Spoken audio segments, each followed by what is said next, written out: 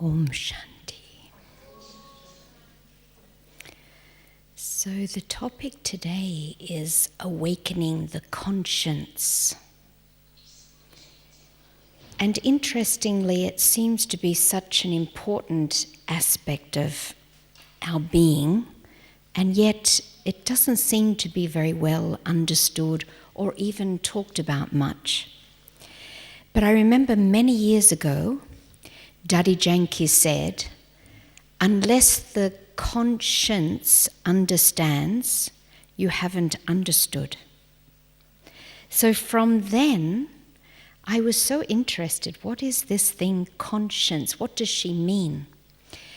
And what I found out is that actually our word intellect has a very different meaning in Hindi.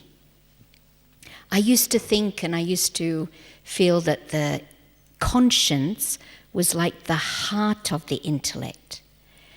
But if you look into it more deeply, and some of you know Hindi, but if you look into it more deeply, you'll find that if you look up the meaning, at least in, if you look up the meaning of intellect, or what the word that's used in Hindi is buddhi.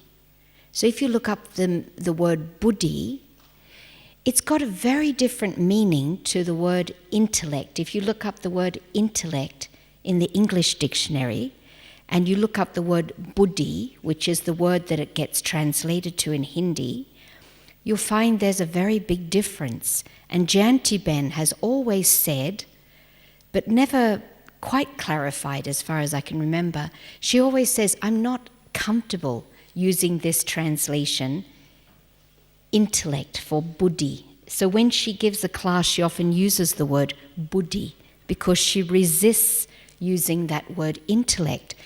And what seems to have been lost is the spiritual factor in intellect. Because if you look up the dictionary meaning in English for intellect, it's mental capacity, ability to understand, to think deeply. It's got all these kinds of meanings, but if you look up the word buddhi for the Hindi, it's much more spiritual. In fact, if you look up the word vivek, which is often the word used for conscience, if you look up the word vivek, it will usually say buddhi what vivek is buddhi. So you can see that conscience and intellect are so deeply connected in Hindi, but in English, you wouldn't say conscience is intellect, would you? You wouldn't just say conscience is intellect. It has a very different meaning. And what it says is that buddhi is wisdom. This word intellect that we use is wisdom, true knowledge. And vivek is that true knowledge that's given almost as a gift from God. It's considered a gift from God. And it's if you look up buddhi, it's the power to discern and to judge, which is close to the intellect. But if you really look into this word vivek, it's very, very spiritual, as is buddhi, and it really means, they use 3 words in Sanskrit, sat, asat, vivek, which means truth, non-truth, conscience. So it's that aspect, that faculty that can know the truth from falsehood, right from wrong, which is our understanding, I think, of what conscience is. That part of us that knows the difference between right and wrong. And it's often, I think, in Christianity, shown as that little angel sitting on the shoulder. On one side they show the devil, and on the other side they show the angel. And it's often depicted as this struggle, between what the little devil wants you to do and what the angel wants you to do. That's how we often pictorize it. And it's very much like that sometimes too, because, the next, one thing about the conscience also is that it usually makes you do the right thing even when no one's looking. The conscience is like that real inner voice that just knows that this is the right thing to do. And if we awaken our conscience, we need very few rules and regulations imposed from outside, because it's very much an inner awareness of what is the right thing. And we meet people rarely, I would say, that really just know the right thing, even on very practical aspects, like kind of subtle things. I remember in Hong Kong we had, in the very early days, there was a brother Chris who started, practicing Raj Yoga. Myself and the other sister were going away, and we needed someone to actually stay in the center. And he offered that he could stay in the center. There was no one else actually, he was the only other Brahmin. But he offered to stay in the center. And, the sister and I were thinking, should we suggest, can we say that we prefer that he doesn't sleep in our bed? He's a brother. We don't really want him to use our bedroom. But he himself had that sense to say, I won't use the bedrooms, I'll just sleep on the sofa. But, this is the kind of inner wisdom and awareness that's so appropriate that it actually helps our relationships, because often relationships get very difficult because we have to say something that we don't really want to say, like that. We prefer if you don't sleep in our bed. And then he might think, well, what's wrong with me? A brother's not as good as sisters, are they not as pure? Those kinds of things come up. But when we awaken our conscience, it's more than just right or wrong. It's appropriateness. We just know the subtle right and wrong, because those things are not even right and wrong. Whether he sleeps in the bed or not, you can't really say it's right or wrong. Right and wrong kind of is a bit gross when we use it for those subtle things. But awakening the conscience will just bring us into a subtlety that gives us a very, very good way of dealing in the world that's just appropriate.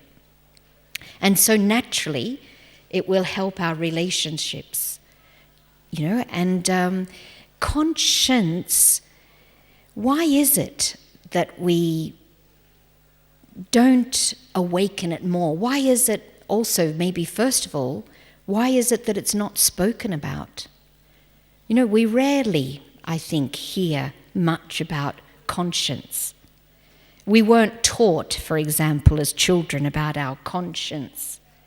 And I think partly it's because people in authority would prefer that we don't awaken our conscience, because we're harder to control, right? If our conscience is awake, we won't just do what we're told, because our conscience will be kind of on the alert and, telling us that this is not comfortable.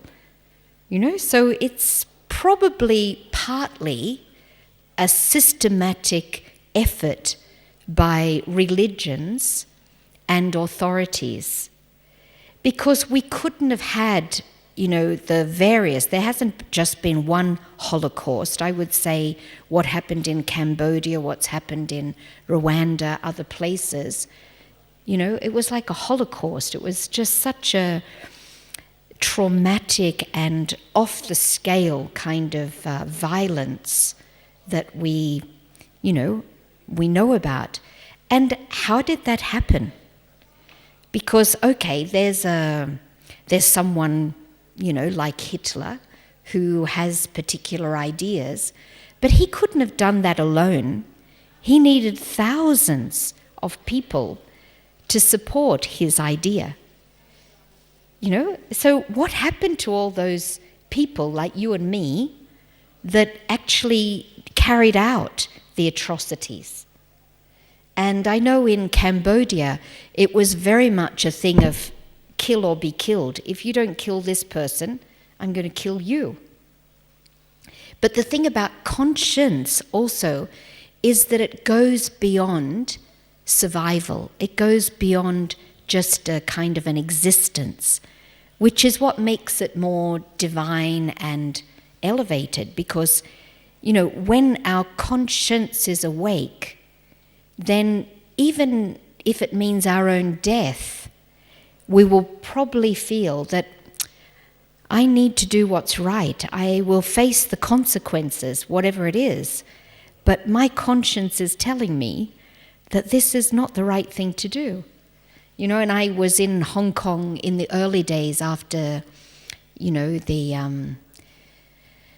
the big revolution there. And I used to read about this kind of thing, that very often people were told, if you don't kill this person, I'm going to kill you.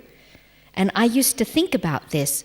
If someone did that to me, would I have the courage to let myself be killed rather than do the wrong thing? And I used to think that, I used to kind of create this awareness that I want to have that kind of courage, that I will let myself be killed, but let me not do anything wrong. Because especially when you believe in reincarnation, it's not a good idea, because you're going to suffer the consequences anyway. It's not just not the right thing to do, but even on a practical level for your own journey, it's a bad idea, because, okay, you save yourself this time, but next time it's going to be another story. So, when we awaken our conscience, it gives us that kind of conviction, that spiritual strength, I would say, to do what is right, no matter what. And when we are able to follow the conscience, then we're able to live a life of truth. Interestingly, Baba also says in the Muli, he always says something different, but he says, the most important thing is, right? Often in the Muli he says, the most important thing is. Sometimes it's purity, sometimes it's the bodiless stage, but very often Baba says the most important thing is the intellect. And Baba says this is the gift that he gives us.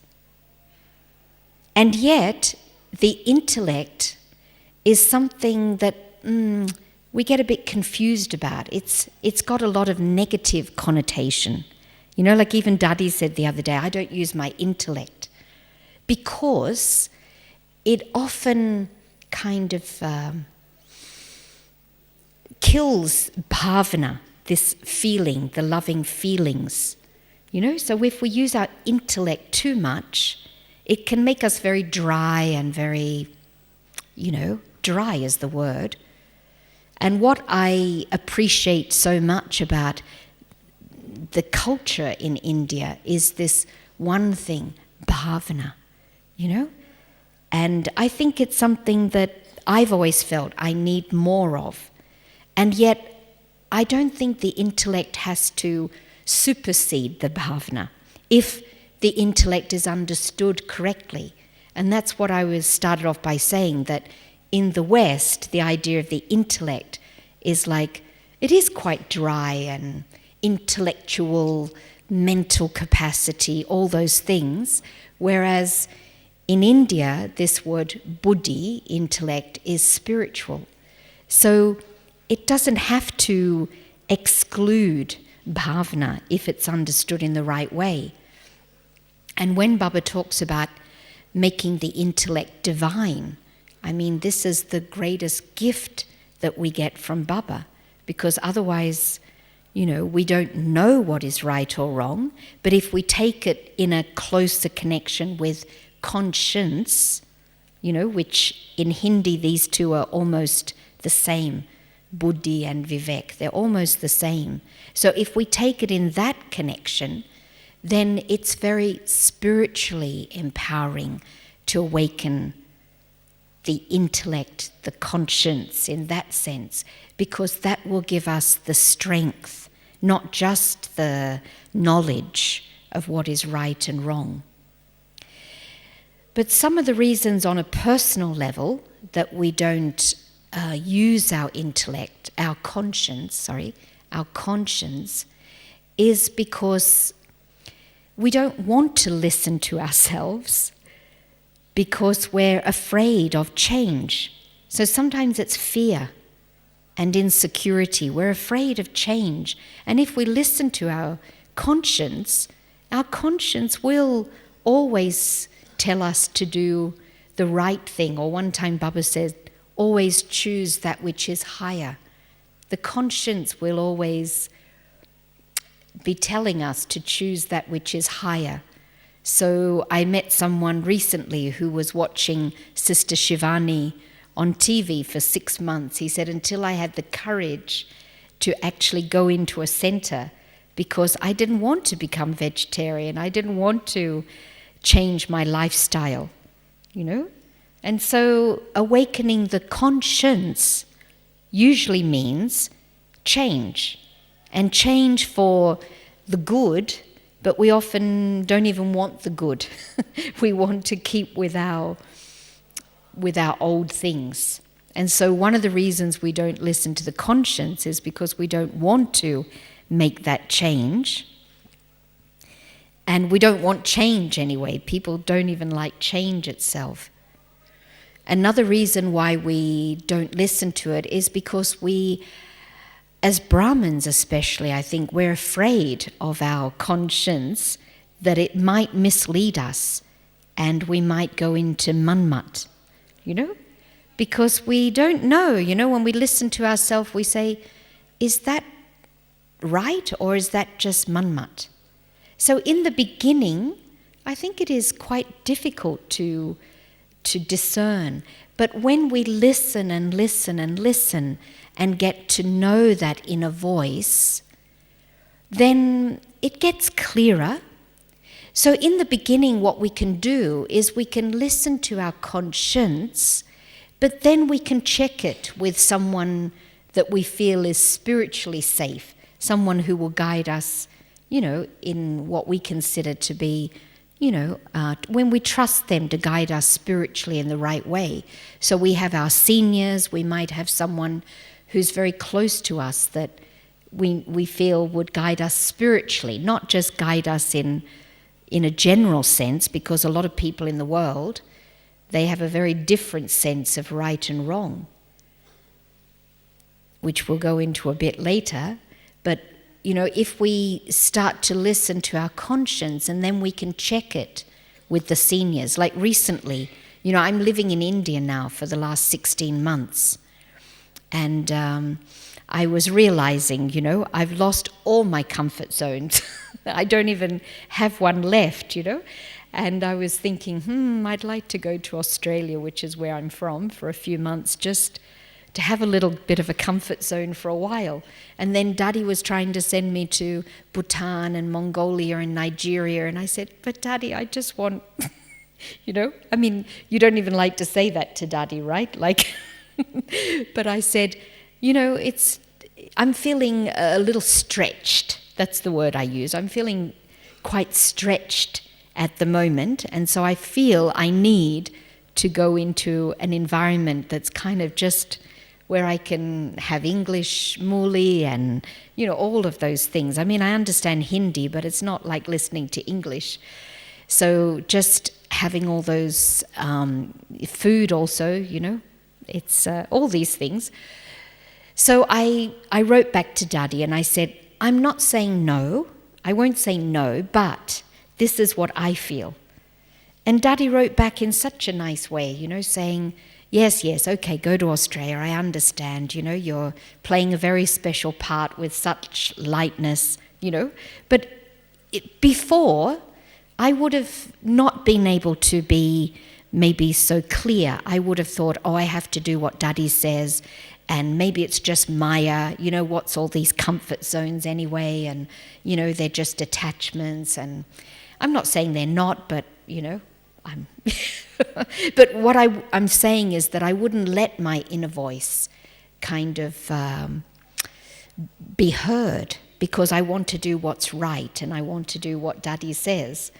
But, I find that when we're clear and we can communicate our inner voice, then, the seniors will also respect and appreciate that. Because the inner voice, it's also not just on the spiritual level, but, we are in a body. So we have to kind of pace ourselves. And that's also what I like so much about the conscience, that it will help us to pace ourselves. Whereas if we listen to others and just do it because it's right, then maybe we're not ready, and so we get sick, Like I was seeing that I was getting little things come up recently, like I sprained my ankle, I got a bit sick, and it's like my body was saying, I need something, that you're not giving me. And so there's a pacing that we need in our transformation. It's nice to think we can just change instantly, but I don't think it's like that. There's a pacing. And our inner voice, I believe and I experience, paces us very well. So I also tell new people when they do the course, and especially if they become Brahmins, that they should at least do what their inner voice tells them to do. They may not be ready for what Baba's telling them to do, what the teacher is telling them to do. They may not be ready for that. But at least if we start to do what our inner voice is telling us to do, it will make us feel comfortable. Because if we don't listen to our inner voice, then we don't feel comfortable. We feel that we don't feel powerful. We don't feel that we're using our inner power, because we're not, following what we know we should be doing. We feel what is right for us, whether it's, a spiritual direction or a physical thing, like even exercise or whatever. Our inner voice tells us practical things like that. It's a wisdom that's not just spiritual, but physical also. It will tell us to exercise. It will tell us to eat a certain kind of food, or to drink more water. I'm thinking of all the things my inner voice tells me to do. But this is what the inner voice does. So it's very connected to the intuition. And that's also one of the words that was used for Vivek. One of the meanings was intuition. So it connects us. They're very connected as well. So when we listen to our inner voice, it will tell us very clearly, I believe, what we should be doing. Whereas if we just, become a student of the Brahmakumaris, maybe not yet a Brahmin, we may feel a lot of stress, and we may feel it's all too much and run away. But at least if we just do step by step what the inner voice is telling us to do, we will always go in the right direction. Because one thing about the conscience, because it is always telling us what's right, it will take us in the right direction. You practice and start listening to your inner voice. It doesn't tell us not to do something. It doesn't say, don't be a vegetarian, because it's only going to tell you what is good and right. But it won't nag you. Be a vegetarian, be a vegetarian. You have to be a vegetarian. You'll listen, and it'll be quiet. It won't tell you not to do the right things, but it won't push you when you're not ready. Anyway, there'll be time for question and answers, and I'd like to hear your experiments and your your experiments with your conscience and whether that's the same for you. But this is why the conscience, this inner wisdom and inner knowing, is such an integral part of myself, and it's not you. So it won't tell you what's right for everyone, but what's right for you at this time, So it's a beautiful thing. So when we start to awaken this conscience, we also need to take responsibility, because the conscience will tell us to do something, and at the end of the day, when I go and meet Baba, when I leave this body, I can't say to Baba, well, somebody told me to do this, this is why I did it. Can I? Whatever I do and I don't do, it's my account. So I have to take responsibility for my actions, for my life. And so when I'm listening to my conscience, it's also a step forward in taking responsibility for my life, in saying that, okay, well, I'm not going to do this now, even though, for me, maybe I should go beyond all my comfort zones. I'm not doing that at this point. I'm going to have a little break, but I take responsibility for that. And if I'm wrong, I will come to know. If I'm making mistakes, I will come to know. But let me follow my inner voice, because that's how I'll get to know myself. If I don't start following my inner voice, how will I know who I am? I'll just be what everybody tells me to be and what I should be and shouldn't be and all of these things. And Baba also says to us, it's not enough to know that I am a soul. Baba says we also have to know which soul am I. So there's something about not being totally general, but being specific about who I am. And my conscience is what will guide me towards that. So the steps towards awakening the conscience first would be stillness. And you can see in the world, people generally don't like quiet and they don't like stillness, because that's what happens. When you're still and quiet, your inner voice starts to talk. And a lot of people don't want to hear that little voice. So they keep themselves occupied in the mind. And even when we're giving the course, often we say that it's natural to think. Okay, is it natural to think? Is it the nature of the mind to think?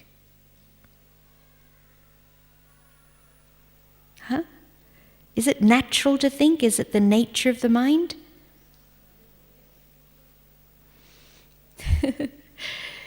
In a way, that's not quite accurate, I would say, because it is a faculty. It's the task. It's what the mind is used for, to think. But it's actually not natural to think.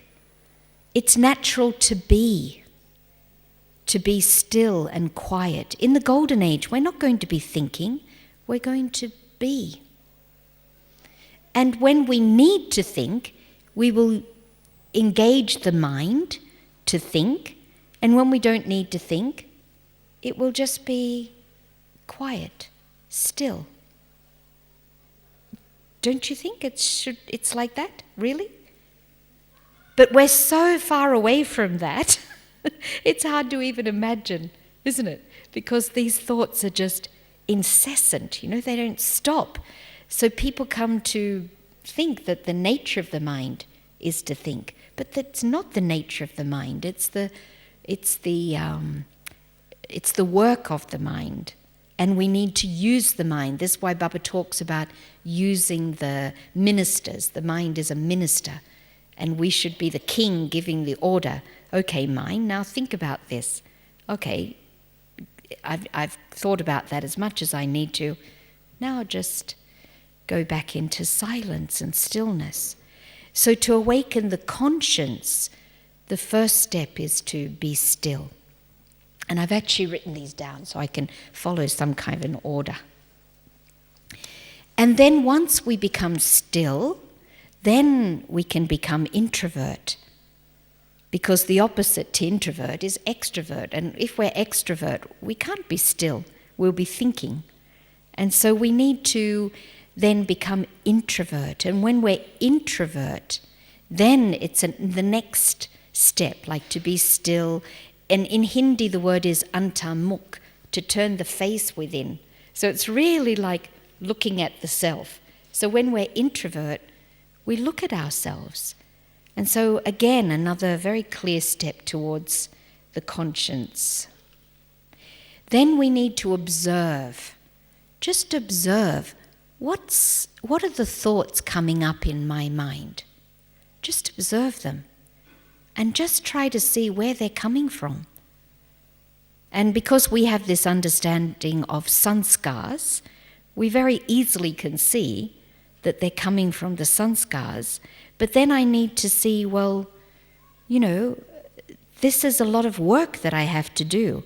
If I don't clean up my sanskars, these reactions and these thoughts are going to be popping up every time something's triggered. So I need to spend time, again, taking responsibility for the things that are coming up, not blaming others. And I think this is one of the biggest steps we can take in self-transformation, not blaming others. Because when we observe and we see that it's coming from our sanskars, it's so clear that no one is to blame for the way I feel.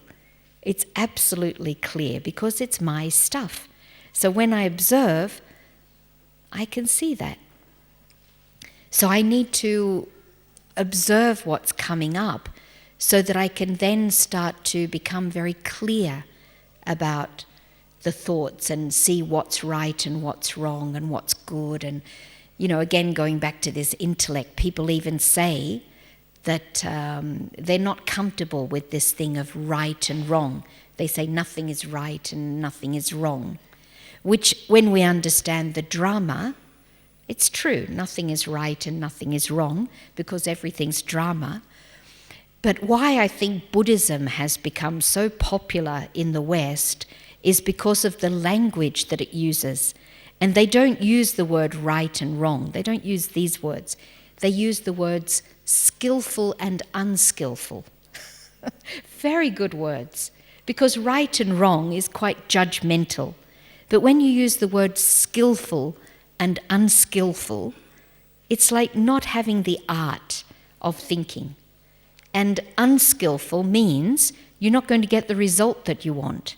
So it's an unskillful thought, rather than say it's a wrong thought, because very easily we come into kind of judgment with that. So when we start to observe, we can start to also see what is skillful and what is unskillful.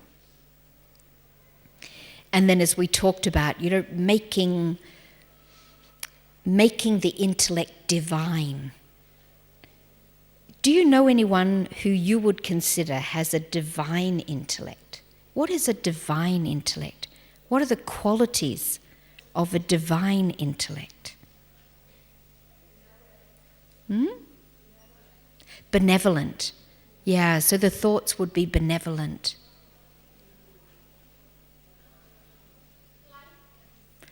Yeah, lightness in the intellect, that's nice.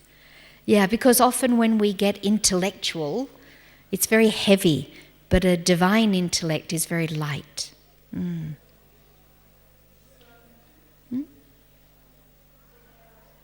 Generosity. Generosity, which means?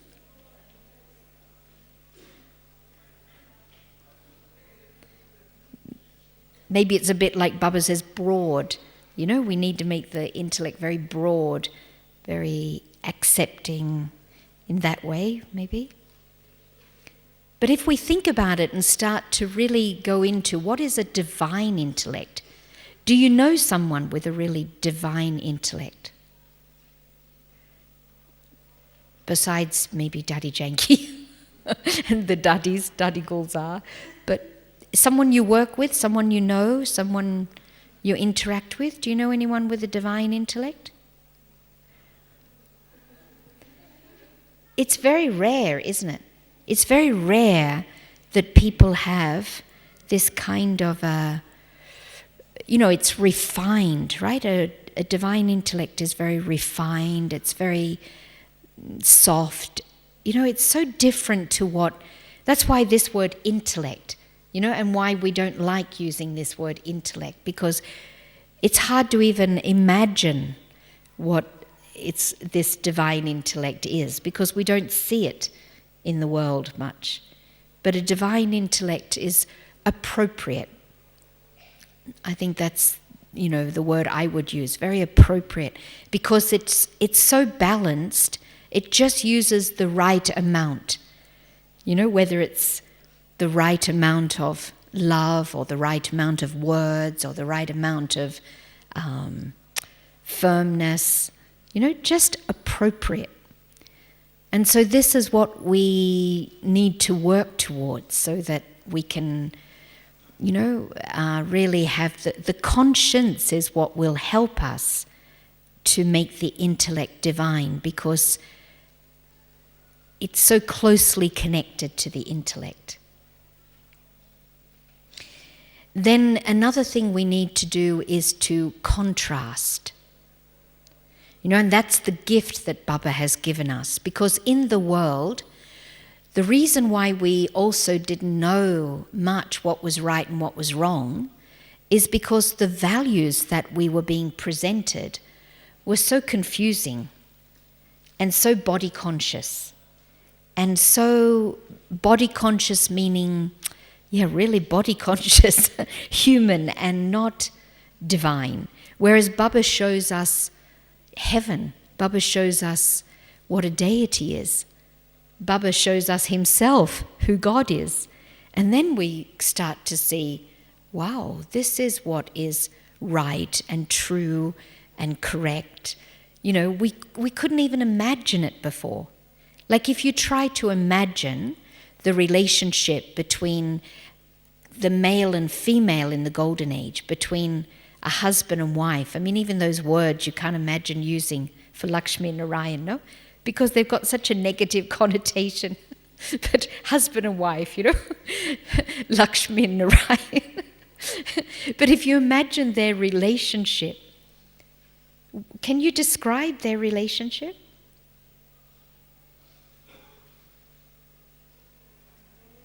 Huh?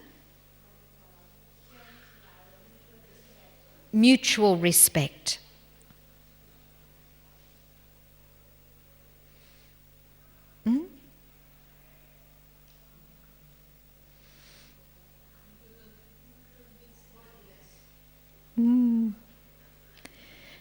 Bodiless. That's an interesting one for Lakshmi Narayan. Coexistence.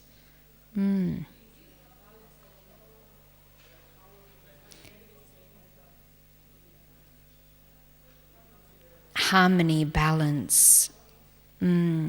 So it's good to take ourselves away from this world when we want to contrast.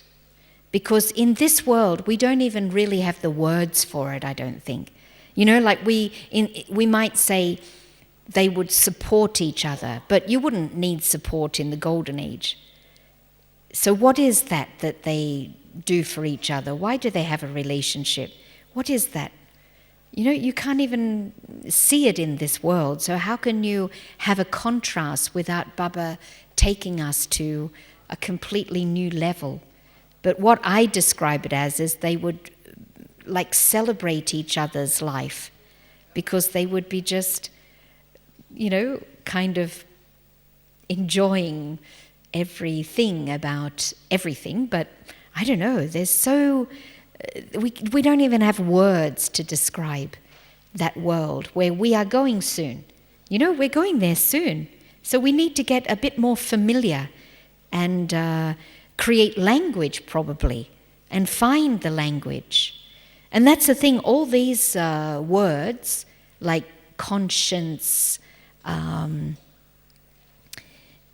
awareness and divinity and divine intellect, we couldn't imagine what these things were before Baba kind of started to open up our eyes. And so contrast needs to be from Baba's perspective, from, seeing the new world and not just from this world. Then we know what is right and wrong. Otherwise we come into quite a human level that's confusing.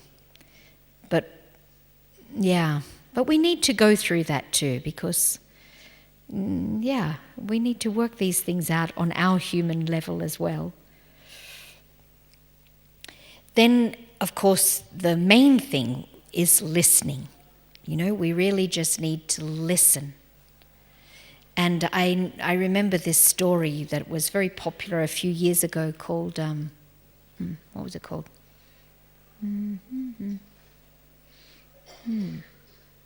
The Alchemist.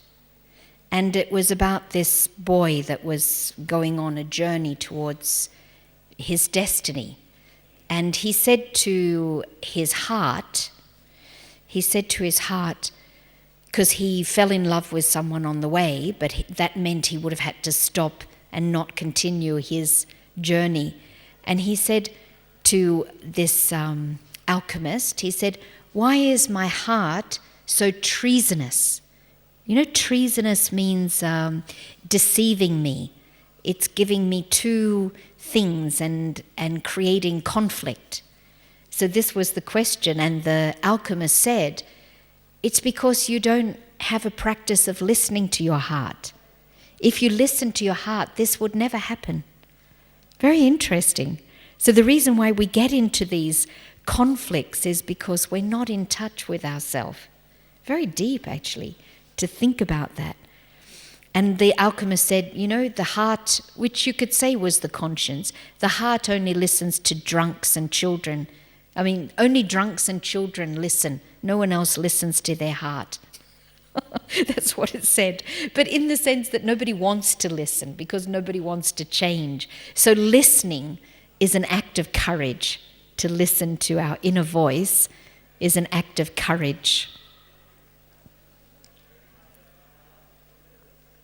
And we talked a bit earlier about that taking responsibility then. After listening, we need to then take responsibility for what my inner voice is telling me to do. And then we can always check that with seniors, with people that we think are thinking of my spiritual benefit. And then we need to empower ourselves so that we can actually do what our conscience is telling us to do.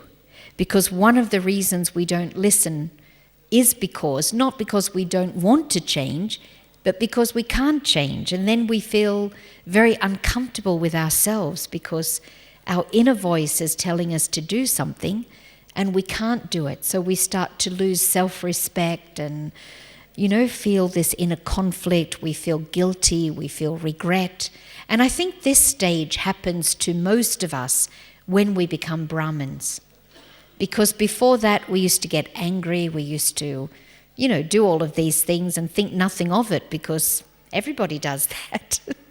And I think when we become Brahmins and we start to, listen to the Murli and start to listen to our inner voice, we feel worse than before we were Brahmins. Did you go through that stage? And you think you're so bad. But it's just because we're listening for once. We're not any worse than we were. And then the last thing is to be subtle, not to see things in a gross way. And that word subtle, if we kind of try to just apply it to everything, to our relationships with each other, with ourselves, with Baba, the way we see service, everything. It's one word that can help us to spiritualize our life. You know, it's just one word we can kind of apply, because the opposite to subtle is gross. So soul consciousness is akin to, close to subtle, whereas body consciousness is, of course, very close to gross. And so the more we can use this awareness of the subtle, we'll come closer to what is truth, what is real. Because when we come to Baba, we often bring with us our gross judgments. You know, like we think this is service and this is not service, and, you know, because we judge everything in, you know, in terms of like success or outcome, or, you know, we still bring with us these judgments and gross awareness. And yeah, another thing we just mentioned was guilt.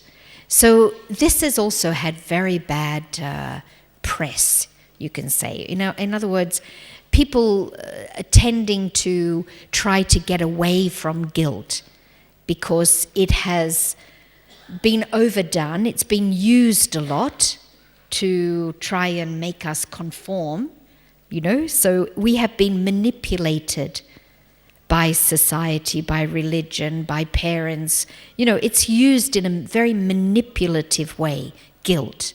And so we have tended to reject guilt now, or say, we don't want this guilt anymore, you know.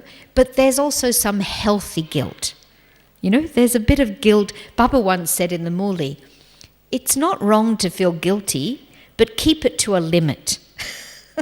And I think that says it all, because you can realize something. Yes, I'm guilty. I did the wrong thing. You know, realize it and go into yourself and kind of be clear about what happened. But it all takes probably not more than half an hour, right? And yet people hold on to guilt for 20, 30 years. That's what we call psychological guilt. It's like a hang-up. It's stuff. It's not really what guilt is. It's there should be another word for it, really. But this is why we've tended to not even want to go near that word guilt. But there's something good about it in the terms of just being clear, right and wrong. Yes, okay, it's a mistake. Okay. And I remember this one brother in Hong Kong. He was his father came into Gyan when he was about 18, and his father gave him the course.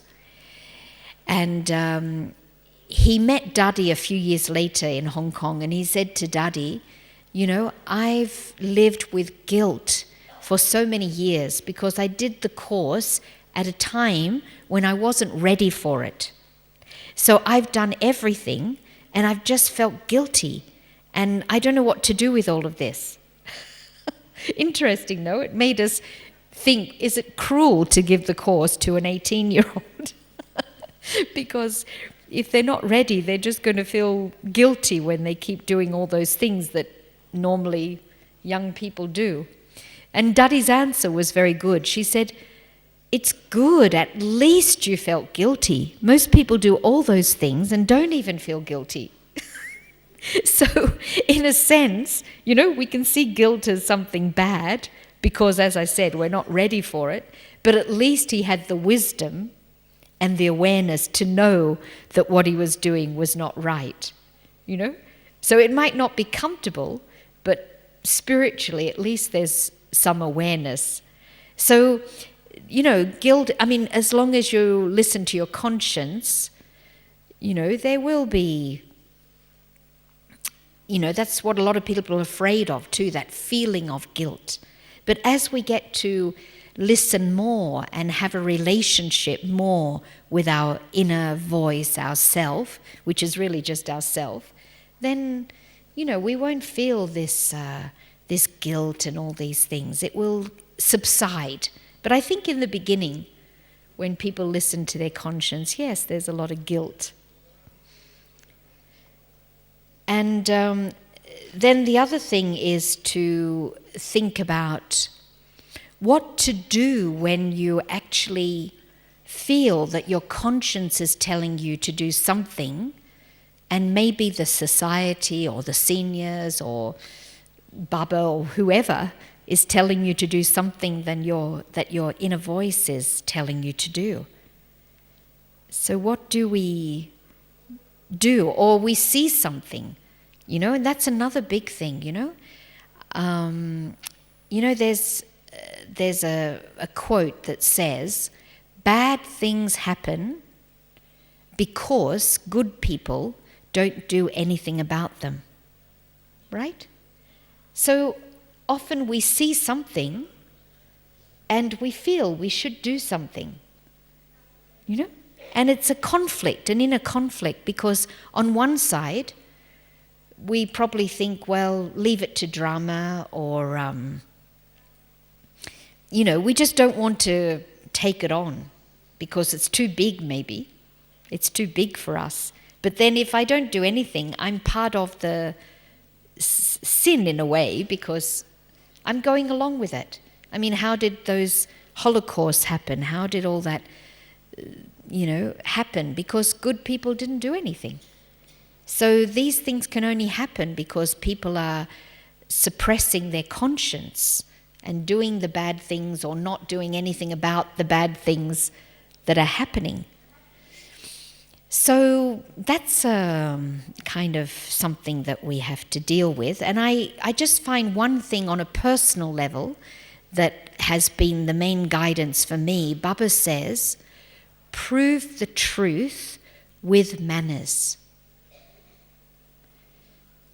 And in Hindi it's satyata and sabhyata, right? Prove the truth with manners.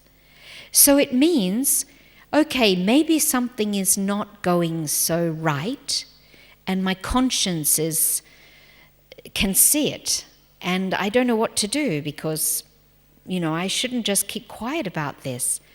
But then what I can do is I can voice out, I can do what I can do, but never go beyond manners.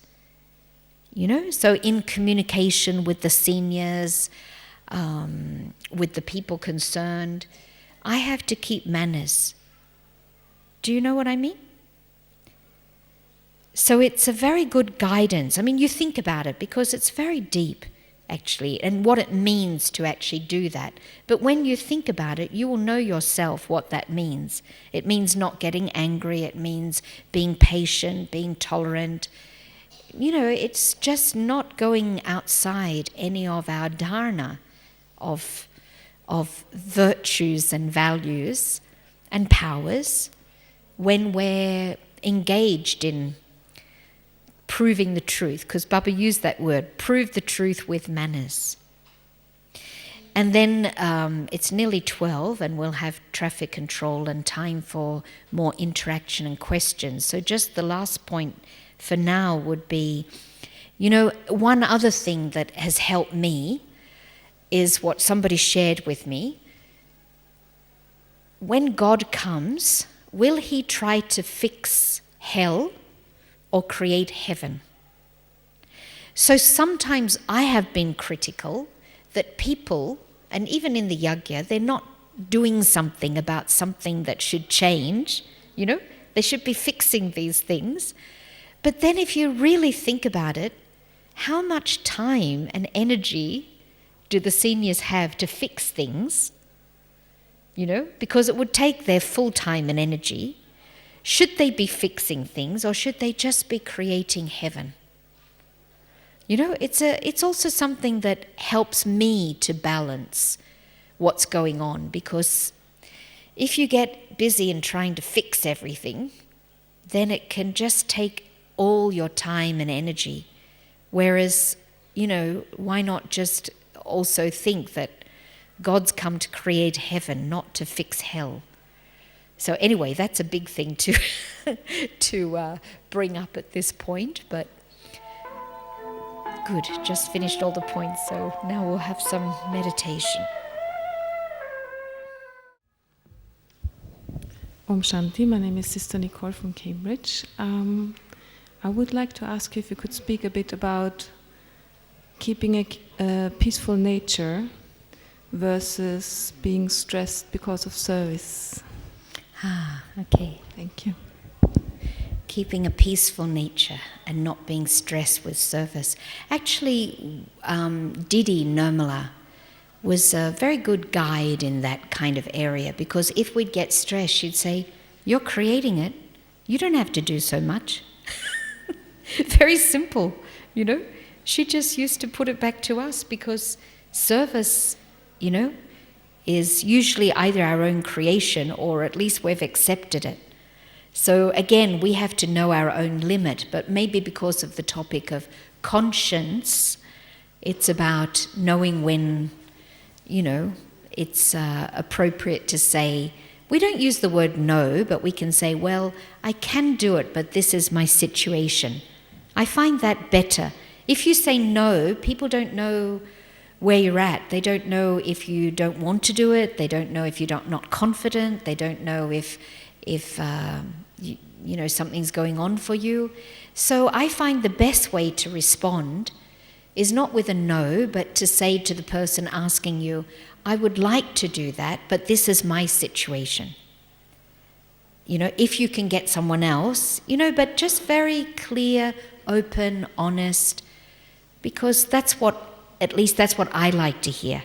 You know, I don't like people to do it because they feel they have to do it. I don't like people to do it when they're really not in a comfortable space, because you don't know that you're asking someone who's in a very stressful situation. You don't know if they don't tell you. So, you know, and just don't do too much service, because service is really for us. First and foremost, it's for us.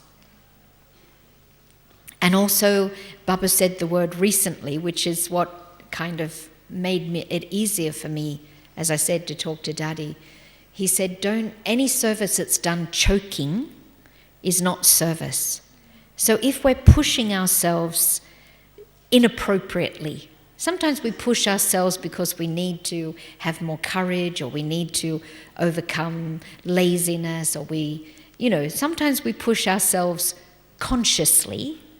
But if we're pushing ourselves, you know, in that kind of a choking way, better not do it. It's not service. And we can get burnt out, or the vibrations won't be as they could be. Does it answer? But Didi's very funny in those ways, very practical. And she says things like, you know, I don't care if there's a VIP on the phone. It doesn't mean you can't wipe down the table. You know, because we say, oh, I didn't wipe the table down because I got a phone call from so-and-so. Very kind of balanced. Yes, please come and ask.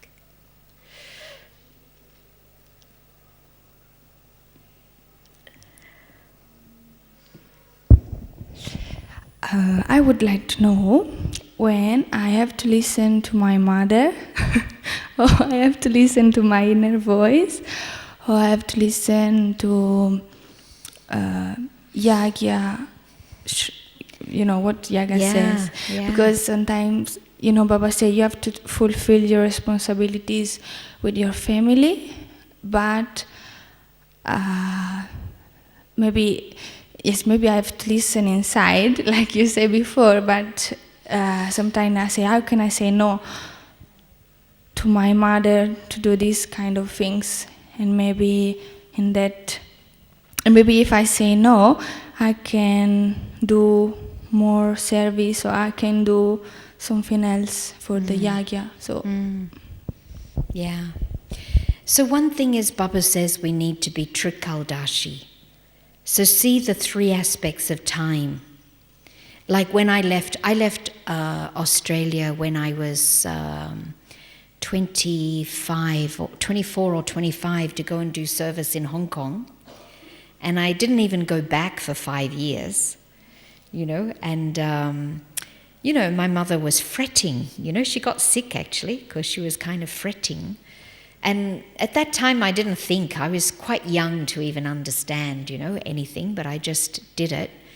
But what I found the benefit, when I did go back and I knew that she was kind of suffering, because of this, her, just to use the blunt word, attachment. It's a very harsh word, but what I felt is, in the long term, it's also good for her to learn to be detached. So I used to tell her about detachment, and I talked to her about these things, but still I was kind of pushing it because she would like me to have gone back to Australia. But after maybe, after I thought I had kind of conveyed to her what my understanding was, then I said to her, if ever you want me to come back, just say it, I'll come. But I said it after I communicated, when I thought she understood me, then she can understand, And eventually, she got so detached, really detached. And one time I was staying in the retreat centre. I stayed away for 22 years. I stayed away from Australia. I mean, I used to go and visit every few years. But I went back. I was staying in the retreat centre, which is about 2 hours from Sydney, and she lives 8 hours away. And she came to Sydney. She didn't even tell me she was in Sydney. I could have gone to visit her or something. I thought, she's really become detached. Really detached. Whereas in the beginning, whenever I used to leave Australia, when I used to say goodbye, she used to cry, and it was quite hard, because of that. But when my father left the body last year, I thought it was my job to go around and make everyone kind of, emotionally stable. My mother was doing it, and she was married 49 years, happy marriage, and she was so detached, and she was uplifting everyone. And I said to her, you're really detached. She said, yeah, it's my nature. I said, you don't think you learned it from Raj Yoga? She said, no, I've always been like this. Which was wonderful when people feel it's so natural, So the end result is that she's benefited, So if we can think, like, what will be the end result? Like, if I do what she says or if I don't. I mean, because sometimes the end result will be trauma. Like sometimes when we're parents and we don't take proper care of our children because we think that we should be so detached, then sometimes we can actually cause a little trauma to the children, or, so we have to see what will be the long-term effect, be trikaldashi in making that decision as to how I should act.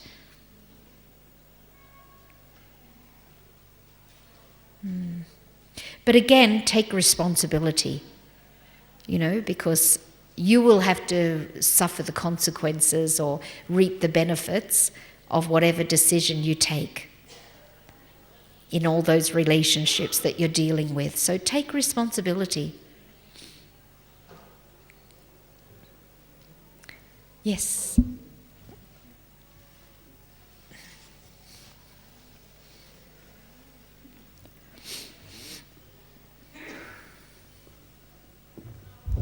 Om Shanti. Baba spoke in the Murli about volcanic yoga. How do you develop yourself volcanic yoga? How do you practice it? How thought you put in your mind? Yes, that's it. Good drill you use to into the soul into in volcanic yoga. Thank you. We hear about all these different stages of yoga, like the bodiless stage, volcanic yoga, soul consciousness, and all these different things. And one time somebody asked Dadi Gulzar, what's the difference between this and that? Because my immediate answer is bodiless stage.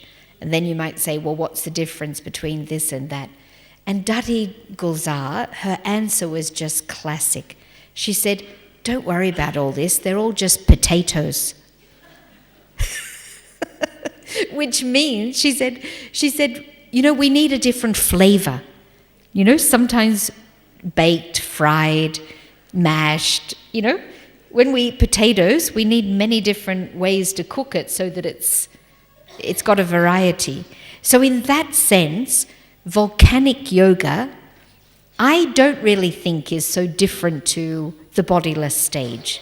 But by having a different analogy, by having a different image, you can get a different experience, which brings interest and newness, and you know. So I think it's very good to practice all the different stages of yoga, because they're all different flavors, you know. But ultimately, it's really just one yoga in that sense. So I've had very good experiences of the bodiless stage, you know, like in a sense of like real clarity and good experience. So I would go from the bodiless stage into volcanic yoga, because I know what's the bodiless stage, you know, so I can go from there into that experience of the volcanic stage, so that there's that, new experience of volcanic yoga. But if you have a particular stage that is easier to get into, you can use that to go into whichever stage you'd like to go into. You know? And I think one of the things about volcanic yoga, it's a bit like Kali. Do you ever practice being Kali? Do you? How many do?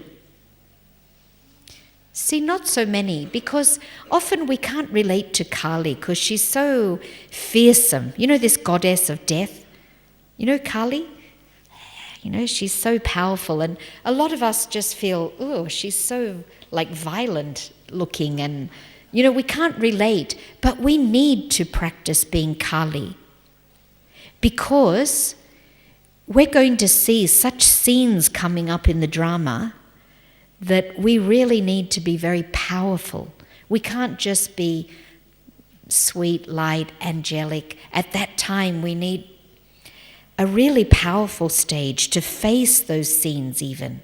So I also think that the volcanic stage is a stage to, you know, really make our consciousness powerful, because we can't afford, because of what's coming up in the scenes of the drama, we can't afford just to be soft and sweet and loving and all of that in our yoga. We need to be loving, soft, sweet, and absolutely powerful.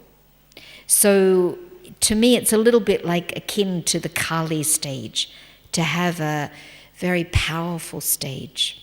Because volcano, I mean, I haven't experienced, I've seen a little bit on TV, but it's so powerful and frightening, really, isn't it? Because it's so big and it's so deadly and all of those things that, you know, there's power.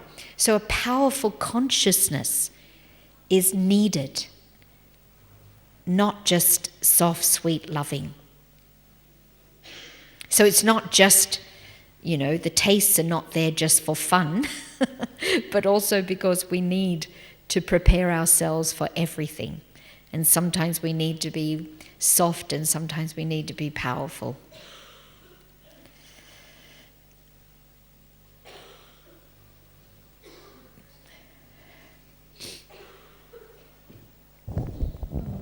I'll ask the same question. Maybe a few minutes back somebody asked, but in a different way.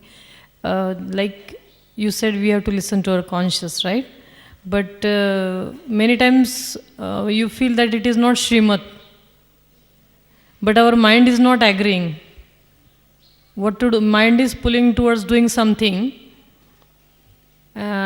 Just example, okay, when I got up, I decide today I just feel like to be with myself only.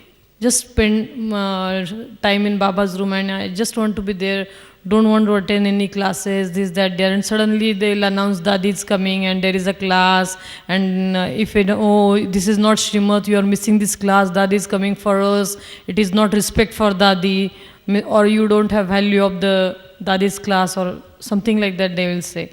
So this is just one situation, but there are many times it happens that morning when I get up, Amrut will I plan something, and then something will come up, and everybody will tell me that it is not Srimad. So what is this exactly means? I know it's really very difficult, like an experience. Yeah, I got it. And one more Yeah. question. This is the one question. And the second question is how we can differentiate whatever we are getting in the mind. Because Baba said you should not use the manmat Srimad, correct? That one thing. And another thing is how we can understand whatever coming in the mind. It is what we want, we are thinking, or it is Baba's touching. That's one. These two questions. Yeah. Thank you. So one thing is, again, the more we start to listen to ourselves and take, courage and responsibility, and, then it becomes clearer over time. But, just to answer the second thing first, when,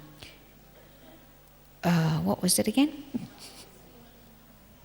When we know it's manmat. So if you get, because I often get touchings, what we call touchings at Amrit Vela, but what I feel is I will never push those things. I will express them. But I think if it's from Baba, it will happen. So I don't need to push it. So I don't become like attached to it. Because if you become attached to it, I think you can make it a manmat. But I think if it's really from Baba, it will happen. So it comes and I give this idea. Sometimes it's a service idea. I give this idea and I think, well, if it's meant to be, it will be. And if they say no, well, maybe circumstances later will bring it around. And if not, never mind. Because if it's from Baba, it belongs to him. It's only been offered to me to do it. But if anybody doesn't let me do it, that's also nothing to do with me, because it's Baba's idea. You know what I mean?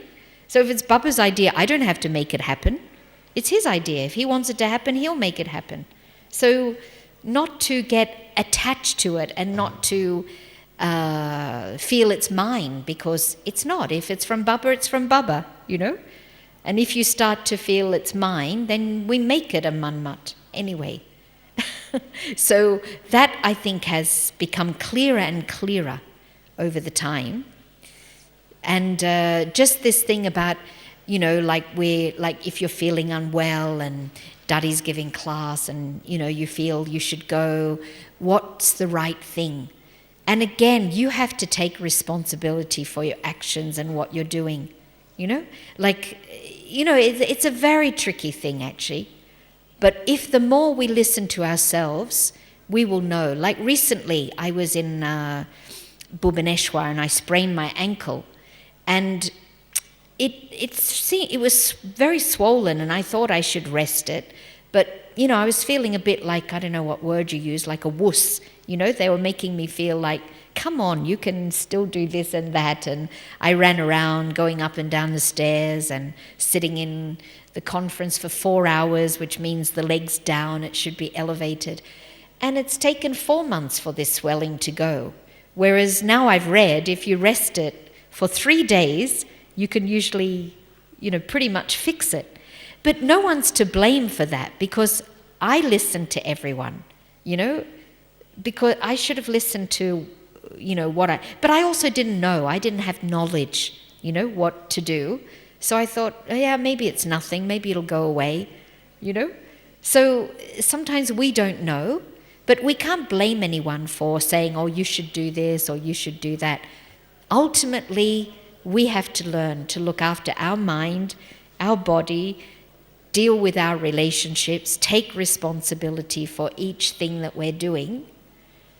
So it's all on us, really. So there's no easy answer because, sometimes you'll be feeling so sick and you really feel you should be resting, and then you kind of get enough energy to push yourself. You go to the class and you get so uplifted that it actually helps your healing, but not always. So it's all a bit of an experiment also in getting to know ourselves. But the main thing is not to feel pressure that I should do this, I must do that. And that's what I was saying about conscience. Conscience tells me to do the right thing whether anyone's looking or not. So I would probably use that and say, if nobody was looking at me, would I go to Daddy's class? And let it be your conscience, your inner voice that tells you, and not go to class because of what people will say and what people will think. But will I feel that I'm disrespecting Daddy? Will I feel it? Then I will go, because I want to, respect Daddy, but not because somebody says I'm disrespecting Daddy, So I think this is the practice of listening to myself. And it's not perfect. I'm not perfect in listening to myself, but I'm practicing listening to myself and getting to know myself. I don't know if it answers. Yeah? So maybe it's time to finish. We can finish with a 5 minutes meditation. So Shanti.